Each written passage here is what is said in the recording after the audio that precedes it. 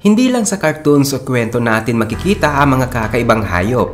Sa totoong buhay, maraming hayop ang may nakakatawang itsura at kakaibang paraan ng pamumuhay. Mula pagkamaliit hanggang sa paglaki. Tara, kilalanin natin ang ilan sa pinaka-unique na hayop sa mundo. Mula sa mga nilalang sa ilalim ng dagat hanggang sa mga hayop na may makukulay na katawan at kakaibang kakayahan. Una ay pag-usapan natin ang duck-billed platypus. Ang duck-billed platypus ay isang hayop na may nguso na parang pato, may paa na parang palaka at buntot na parang sa beaver. Kung napanood mo na ang Phineas and Ferb, siguro kilala mo na ito. Isa itong kakaibang hayop na nakatira sa silangang Australia at Tasmania. Pero nakakita ka na ba ng baby platypus? Dito nagiging mas interesting. Ang platypus ay isang monotrim. Ibig sabihin isa itong mammal na nangingitlog. Hindi tulad ng ibang hayop na nanganganak kapag nagligawan ang lalaki at babaeng platypus sa tubig. Ang babae ang gagawa ng isang espesyal na lungga para mangitlog ng dalawa. Pagkalipas ng halos 2 linggo, mapipisa ang itlog at lalabas ang mga baby platypus na tinatawag na puggle. Bulag at walang balahibo ang mga puggle, kaya umaasa sila sa gatas ng nanay nila. At narito rin ang echidna. Hindi lang platypus ang nangingitlog na mamal, may echidna din. Sa katunayan, silang dalawa lang ang mga mamal na nangingitlog. Kapag breeding season, ang babaeng echidna ay nangingitlog ng isang maliit at matigas na itlog. Nilalagay niya ito sa isang pansamantalang pouch sa tiyan niya. Sa loob ng 10 araw, mapipisa ang itlog at lalabas ang baby echidna na tinatawag ding puggle, katulad ng platypus baby. Mananatili ang puggle sa pouch ng nanay niya sa loob ng 53 days.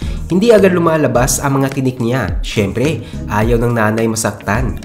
Kapag nagsisimula ng tumubo ang mga tinik, kailangan na nitong lumabas ng pouch. Parang batang pinaalis ng magulang kapag marunong na sa bahay. At narito rin ang Dumbo octopus. Naninig mo na ba ang Dumbo octopus? Hindi ito cartoon character. Totoong hayop ito na nakatira sa malalim na parte ng karagatan. Nasa higit 13,000 feet sa lalim ng tubig. Tinatawag silang Dumbo dahil sa mga palikpik nila na parang tenga ng elepanting Dumbo na ginagamit nilang pampalipad sa tubig. Pero hindi nila kailangan ng magic feather para lumangoy. Pagkapisa ng mga baby Dumbo octopus, napakaliit lang nila. Mga kalahating pulgada ang laki. Pero kahit maliit, handa na silang mabuhay sa malalim na dagat. Sa loob pa lang ng itlog, nabubuo na ang lahat ng kailangan nila. Kasama na ang kanilang cute na palikpik. May dala pa silang yolk sac mula sa itlog habang naghahanap sila ng kanilang unang pagkain. At ang lahat ng ito, kailangan nilang gawin mag-isa. Walang tulong mula sa nanay o tatay. Pero matatag sila kahit maliit at kayang-kaya nilang mabuhay. At narito rin ang barnacle goose. Ang barnacle goose ay isang medium-sized na ibon na may itim na ulo, leeg at dibdib at maputing mukha. Kahit hindi halata, matitibay ang mga ibong ito. Bakit kamo? Pagkapisa ng mga sisiw, kailangan nilang tumalon mula sa mataas na bangin na halos 400 feet ang taas. Oo, tama ang narinig mo. Hindi pa sila marunong lumipad, kaya mahuhulog lang talaga sila. Kailangan nilang gawin ito para makarating sa damuhan sa ibaba kung saan naghahanap ng pagkain ang kanilang mga magulang. Bakit ba kasi sa bangin nagpisa? Para makaiwas sa mga mandaragit. Pero dahil dito, marami sa mga sisiw ang hindi nakakaligtas. Sa katunayan, halos kalahati lang ng mga sisiw ang nabubuhay sa unang buwan nila. At narito rin ang pangolin. Wala nang ibang mammal sa mundo na katulad ng pangolin. Sila lang ang mga mammal na may kaliskis. Halos 20% ng bigat nila ay mula sa mga ito. Pero alam mo ba na kapag ipinapanganak ang mga baby pangolin, kulay pink at malambot pa ang kanilang kaliskis? Oo, tama. Hindi pa sila matitibay tulad ng kanilang mga magulang. Pero huwag mag-alala. Sa loob lang ng isang araw, titigas ang kanilang kaliskis bilang proteksyon. Inaalagaan silang mabuti ng kanilang nanay. Inilalagay sa mga lungga sa ilalim ng lupa o sa butas ng puno habang pinatitigas ang kaliskis. Sa edad ng 3 buwan, humihiwalay na sila sa nanay pero sa unang buwan pa lang, nagsisimula na silang kumain ng langgam at anay. Kapag handa na silang kumain ng matitigas na pagkain na sinusungkit nila gamit ang mahaba at malagkit nilang dila. Mas mahaba pa kaysa sa katawan nila. At narito rin ang flamingo. Ang flamingo ay kilala sa kanilang makukulay na pink na balahibo at mahabang paa. Pero noong maliit pa sila, hindi pa sila ganun ka-fabulous. Sa halip, kulay abo pa ang kanilang balahibo. Maiksi ang kanilang tuka at parang balat ng sapatos ang itsura ng kanilang mga paa. Pero huwag ka mag-alala, habang lumalaki sila, magiging maganda rin ang kanilang itsura.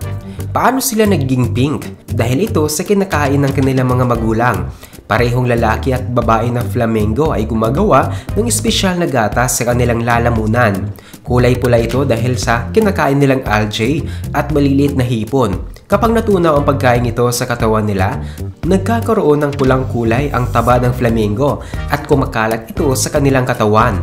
Kapag pinapasuso nila ang kanilang mga supling, nalalasahan din ng mga baby flamingo ang kulay nito at nagsisimula silang maging pink.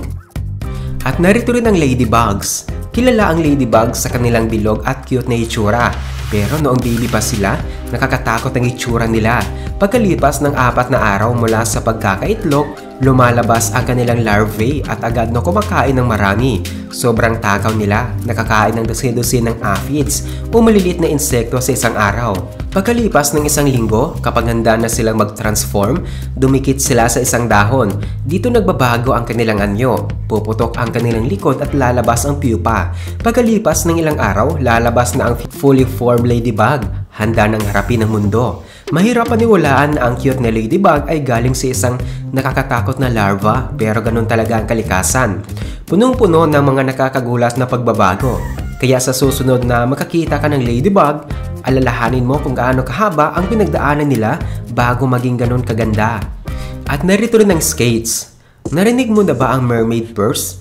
Hindi ito bag ni Ariel para sa kanyang mga kayamanan, kundi isang espesyal na lagayan kung saan lumalaki ang mga baby skate. Ang skate ay parang stingray na may parang mga paa. Ang bawat mermaid's purse ay gawa sa materyales na parang kuko ng tao at may lamang isang baby skate. Nakadikit ang pouch na ito sa mga damong dagat o bato sa ilalim ng dagat habang lumalaki ang baby skate sa loob. Kapag handa na siyang lumabas, lalabas ang maliit na skate, mga 5 pulgada ang laki. Iba-iba ang laki ng mga skate. May mga lumalaki hanggang 8 talampakan. Kaya kung sakaling makakita ka ng kakaibang parang maliit na kahon sa tabing dagat, pagka mermaid's purse yun.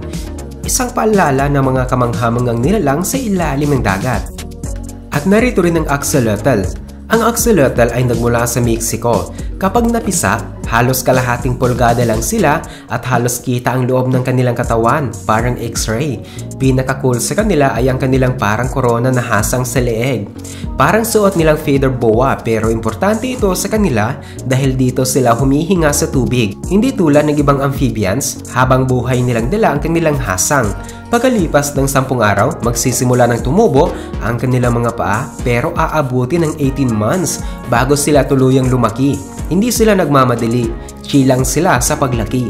Pero may isang medyo nakakatakot na ugali ang axolotl. Minsan, kinakain nila ang kanilang mga kapatid. Kahit ganon, kakaiba at fascinating pa rin silang alagaan. Sino ba naman ang hindi matutuwa sa hayop na parang naka-feather boa? At narito rin ang sunfish. Ang sunfish ang isa sa pinaka-weird na isda sa dagat. So umpisa pa lang ng buhay nila, parang galing sila sa sci-fi movie. May mga tinik at madilim na bilog sa paligid ng mata. Pagkapisa nila, kasing laki lang sila ng ulo ng aspile. Makikita sila sa tropikal na karagatan sa iba't ibang panig ng mundo. Lumalangoy kasama ang milyon-milyong kamag-anak nila. Oo, tama ang narinig mo. Isang sunfish ang kayang maglabas ng halos 300 milyong itlog sa isang beses. Ang pinakamarami sa lahat ng vertebrate. Kapag lumalaki sila, nawawala ang kanilang mga tinik at natutunaw ang yolk sac nila. At unti-unti silang nagbabago. Sa kalaunan, magiging pinakamabigat na isdang may buto sa buong mundo. Umaabot ng 14 feet ang haba. Mula sa maliit na parang palamuti sa Pasko, nagiging higanteng isda sila sa dagat. Kaya kung magbabakasyon ka sa tropikal na dagat, baka makita mo ang grupo ng maliliit na isda na sa hinaharap, magiging dambuhalang sunfish.